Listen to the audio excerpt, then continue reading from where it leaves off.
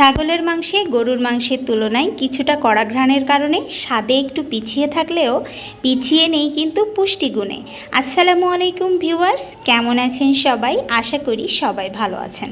তো আমি চলে এসেছি আজকে ছাগলের মাথার রান্না নিয়ে। আজকে ছাগলের মাথা রান্না দেখাবো, তবে হ্যাঁ বিশেষ কিছু কথা বলবো, যেটা হচ্ছে ছাগলের মাথা পরিষ্কারের বিষয়ে।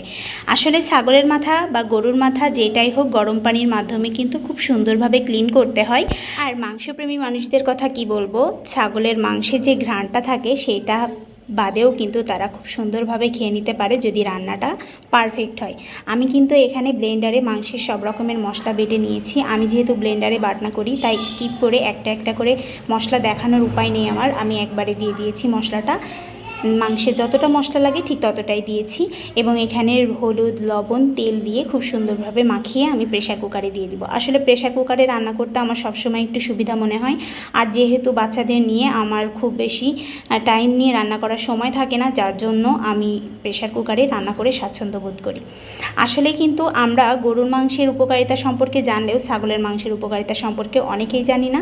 তবে হ্যাঁ, যতটুকু না বললেই না, গরুর মাংসের তুলনায় কিন্তু অনেক বেশি স্বাস্থ্যকর ছাগলের মাংস এবং কোলেস্টেরলের পরিমাণ কিন্তু অনেকটাই কম হয় তেমন কোনো। এছাড়াও ছাগলের মাংসে কিন্তু সোডিয়ামের পরিমাণ খুবই কম থাকে, যেটা গরুর মাংসে কিন্তু অনেক পরিমাণে বেশি থাকে।